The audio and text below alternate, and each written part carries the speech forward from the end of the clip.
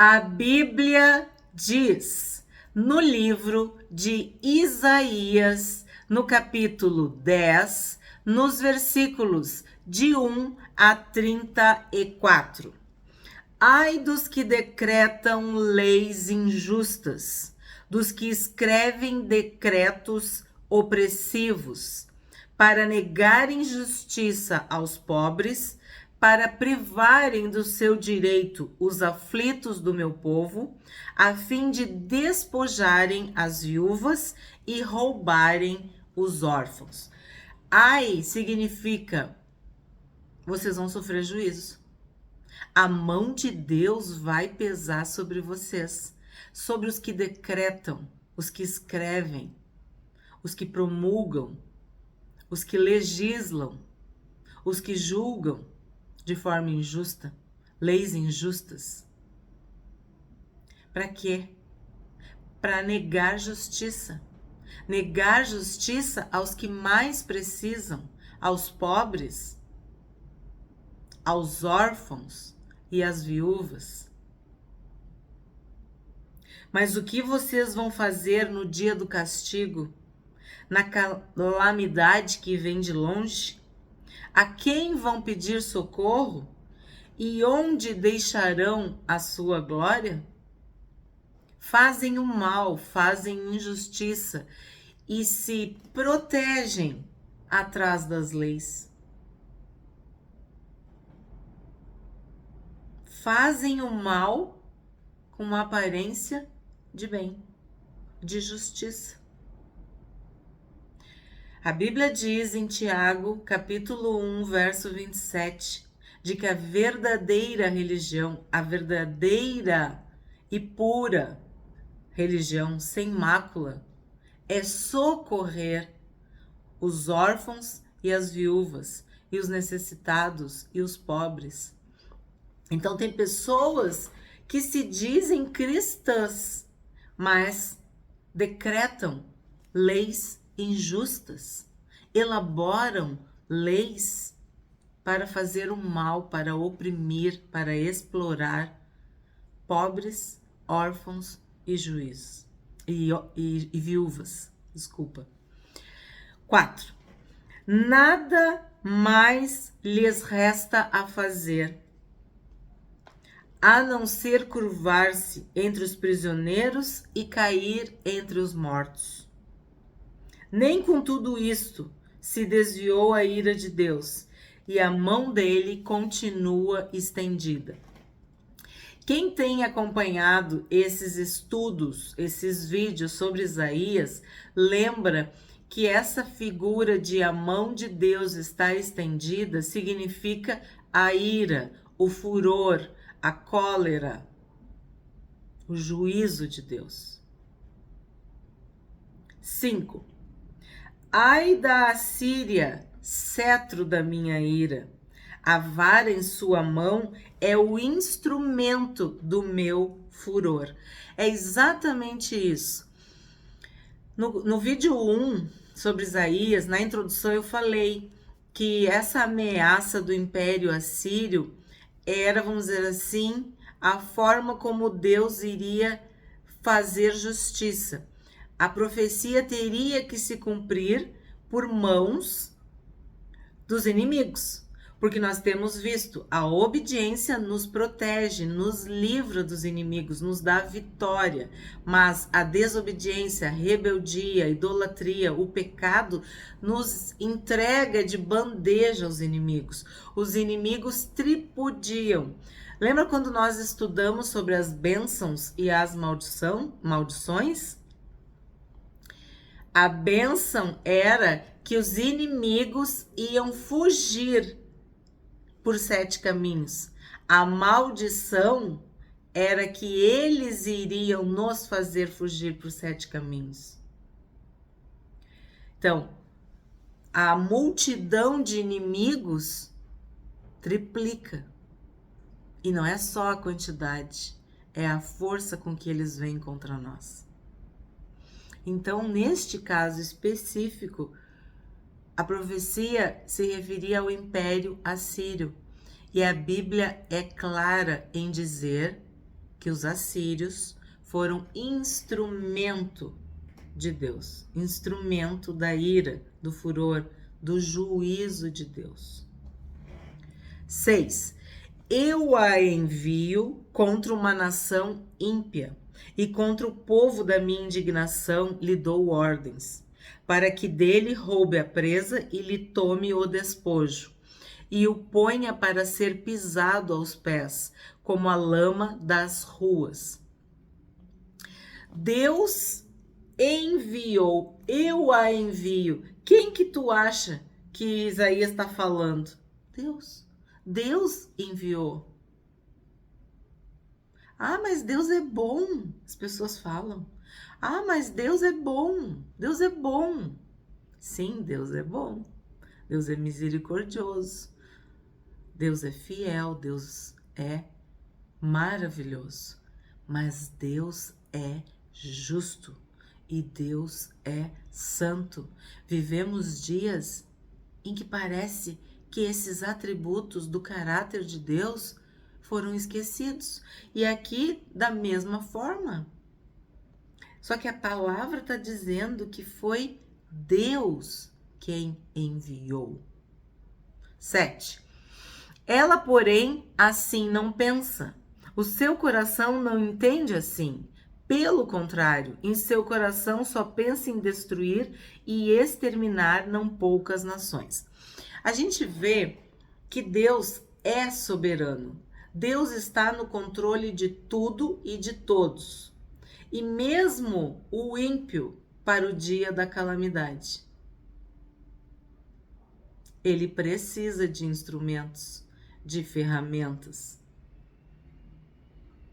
Sim. Talvez para alguns seja difícil entender isso.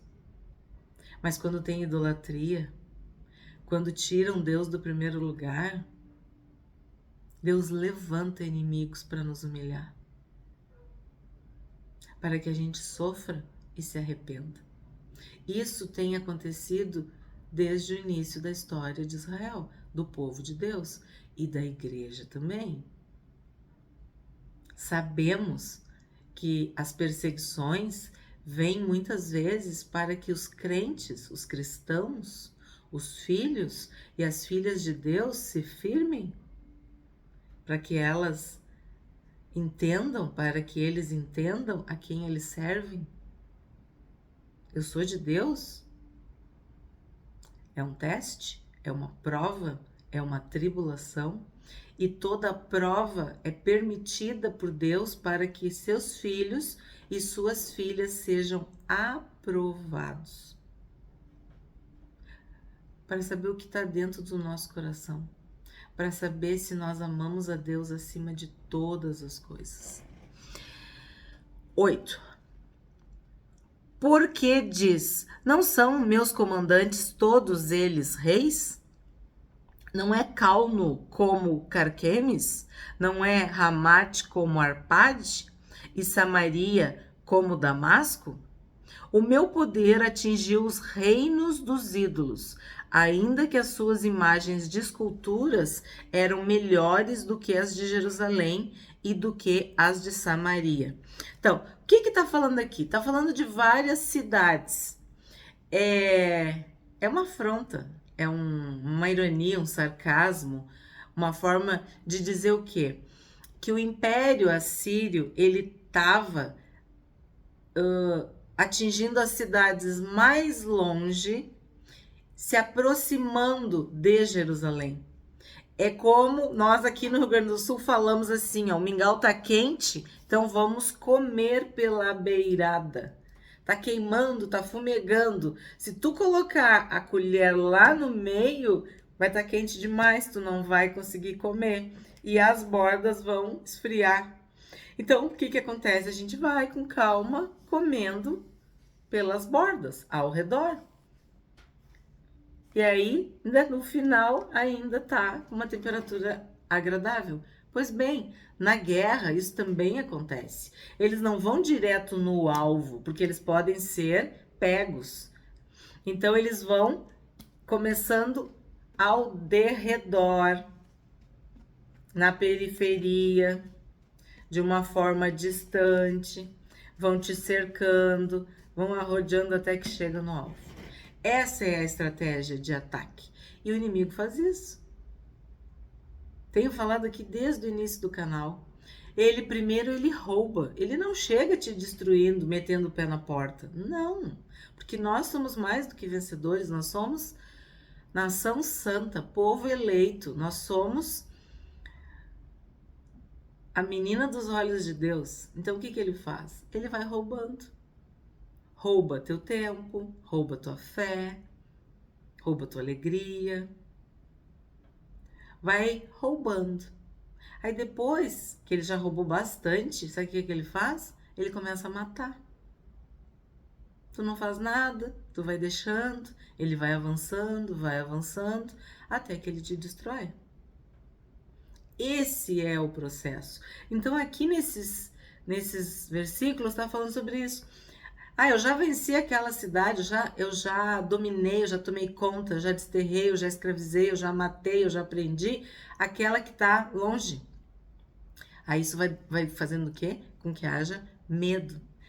E muitas vezes eles já chegam com essas cidades mais próximas dominadas só pelo medo, pelas más notícias, né?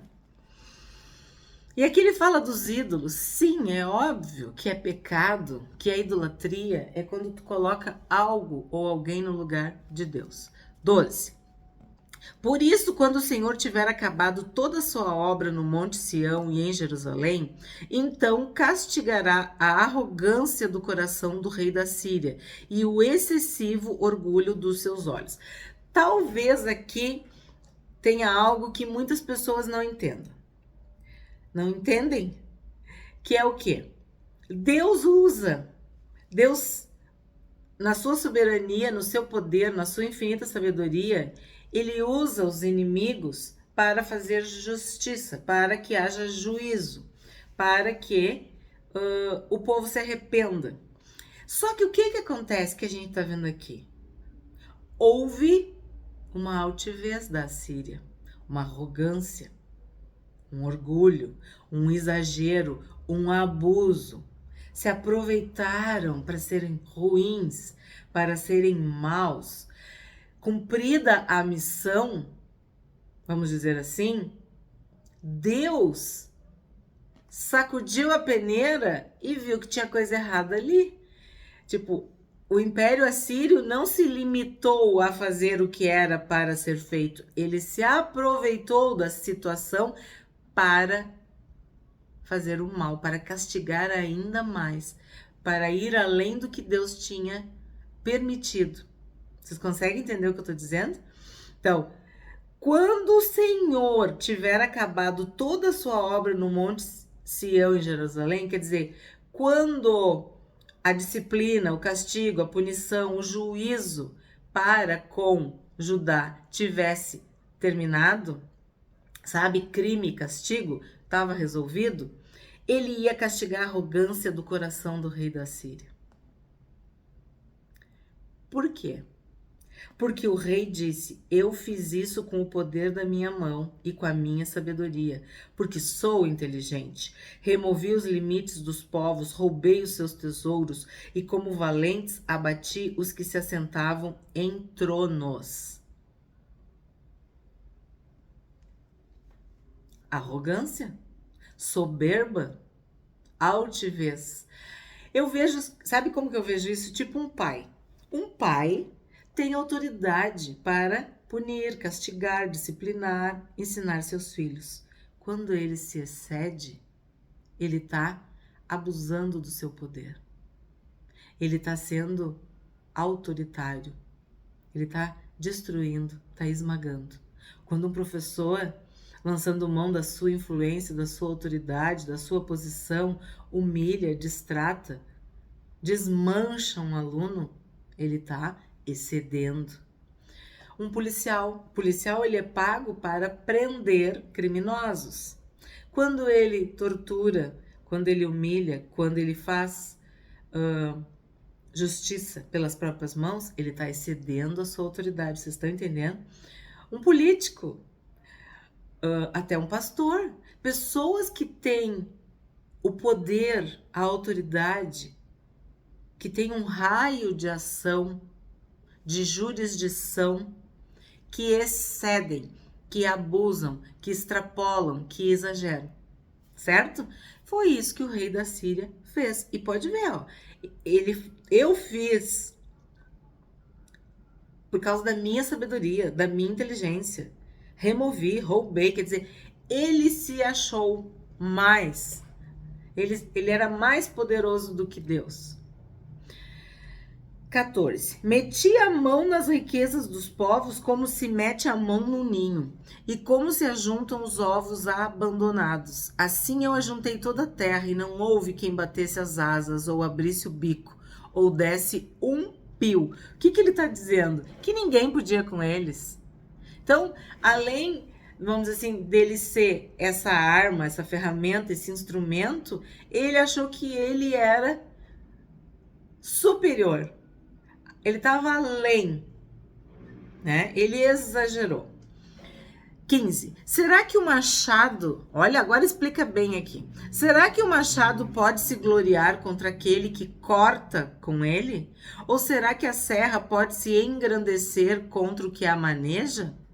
Seria como se o cetro movesse quem o segura, ou o bastão levantasse quem não é madeira. Então, eles eram uma ferramenta, assim como um machado, assim como uma serra, assim como um cetro. Mas começaram a achar que eles eram o próprio poder, que eles eram o próprio Deus, que eles eram o próprio vingador, que eles eram a própria justiça. O meio virou um fim em si mesmo. Tomaram o lugar, o poder, a autoridade de Deus. 16.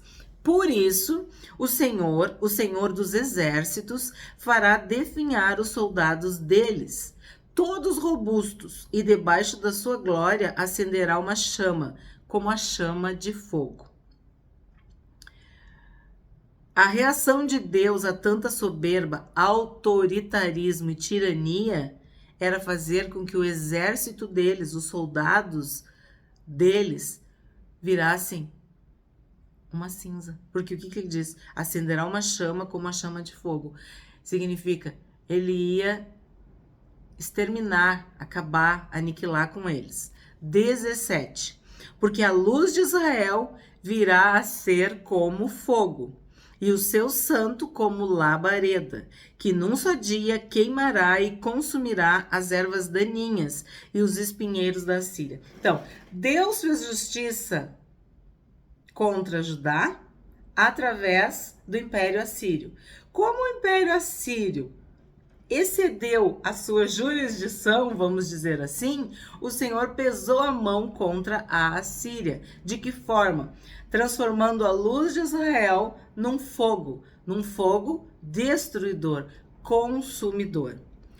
18. Também destruirá totalmente a glória da sua floresta e do seu campo fértil, e será como quando um doente vai definhando. Olha de novo a poesia e a forma que explica a ruína, a destruição, a vergonha, certo? Destruirá totalmente a glória da sua floresta e do seu campo fértil. Quer dizer, aquilo que tu te orgulhava, aquilo que te destacava, aquilo que fazia com que todos te elogiassem, te honrassem, reconhecessem, vai começar por ali, ó, a glória da sua floresta e do seu campo fértil. E será como um doente que vai definhando. Aqui fala de um doente definhando, quer dizer, perdendo a vida, desfalecendo. Mas a tradução mais antiga dizia que tu ia ter a tua alma e o teu corpo feridos de morte, né? Então, tu vai sentir, tu vai experimentar na tua alma e no teu corpo essa ruína, esse castigo. As árvores que restarem na sua floresta serão tão poucas que até uma criança poderá contá-las. Tenho falado para vocês também, para aqueles que são fiéis aqui, os inscritos que acompanham diariamente os estudos, que estão nessa jornada desde o Gênesis, né, nesse ano de 2024, da importância das árvores e a simbologia das árvores. E aqui nós temos uma. Tu pensa num país, numa nação que tem muitas florestas. Por exemplo, o Brasil, com a floresta amazônica. Mas aí o que acontece? Deus disse que vai começar pelas florestas, pelas árvores. Então a tua força, a tua soberania nacional, vamos dizer assim, porque o que é árvore? Árvore é alimento, mas também é madeira, né? Para construção, para proteção, também para armas, enfim. São muitas as utilidades e as funções, vamos dizer assim, que uma árvore pode oferecer para a humanidade, para as pessoas. E aqui fala que até as crianças vão contar, porque vão ficar tão poucas, vão sobrar tão poucas, né? Que vai ser uma prova, assim, um cartão de visitas. Todos vão saber, mas não tinha uma floresta? Agora tem meia dúzia de árvores. Vai ser algo que todos vão ver e entender, vai ser público, vai ser notório aquela ruína, aquela destruição, aquela derrota. Isso é triste demais, né? Aquela humilhação. 20. Naquele dia, os restantes de Israel e os da casa de Jacó que tiverem escapado nunca mais se apoiarão naquele que os feriu, mas se apoiarão no Senhor, o Santo de Israel. Um resto voltará. Sim, um resto de Jacó voltará para o Deus forte. Porque ainda que o seu povo, ó Israel, seja como a areia do mar, apenas um resto voltará. Uma destruição está determinada, transbordante de justiça. Porque essa destruição já determinada, o Senhor dos Exércitos, a executará no meio de toda esta terra. A gente sabe que esse castigo, essa punição, essa destruição veio da mão do Senhor. A mão do Senhor estava estendida, a ira do Senhor. Mas o que está dizendo aqui? Que um resto voltará, o remanescente fiel, os filhos e as filhas de Deus que permanecerem, que não se dobraram, esses serão convertidos, esses serão salvos. 24. Por isso assim diz o Senhor dos Exércitos: povo meu que mora em Sião, não tenha medo da Assíria. Quando ela castigar você com uma vara e levantar contra você o seu bastão à maneira dos egípcios, pois daqui a bem pouco tempo se cumprirá a minha indignação e a minha ira para consumir. Porque o Senhor dos Exércitos citará contra ela um flagelo, como a matança de Midian junto ao rochedo de Horebe. O seu bordão estará sobre o mar, e ele o levantará como fez no Egito. Naquele dia, o peso dele será tirado dos ombros de vocês, e o jugo dele será removido do pescoço de vocês. Jugo que será despedaçado por causa da gordura, ou do azeite, ou da unção. Não sei como é que está na tua Bíblia. A Assíria vem a Aiate, passa por Migron e Micmas, larga sua bagagem. Passa o desfiladeiro, aloja-se em Geba, Jarramá treme, Gibeá de Saul foge. Grite bem alto, ó filha de Galim, escute, ó Laís, pobre Anatote. Madmena se dispersa, os moradores de Gebim fogem para salvar-se. Nesse mesmo dia, a Assíria parará em Nob, agitará o punho fechado para o monte da filha de Sião, a colina de Jerusalém. Mas eis que o Senhor dos Exércitos, cortará os ramos com violência. As árvores de grande porte serão derrubadas, e as mais altas serão abatidas. Cortará com o machado as árvores da floresta, e o Líbano cairá pela mão de um poderoso. Aqui fala do quê? Que Deus vai fazer justiça. É a justiça divina que vai colocar a Assíria, o Império Assírio, no seu lugar. O que a gente aprende com este vídeo de hoje? Que ai dos que decretam leis injustas, dos que escrevem leis de opressão, para negarem justiça aos pobres, aos aflitos, às viúvas e aos órfãos, aqueles que se aproveitam para fazer o mal. O Senhor castigará a arrogância do coração do rei da Síria e a desmedida altivez dos seus olhos. Isso é datado, né? É uma história que aconteceu e que está sendo relatada em Isaías. Mas hoje, nos nossos dias, temos visto árvores frondosas se levantarem e aniquilarem todos ao redor. Leis injustas que prejudicam os que mais precisam.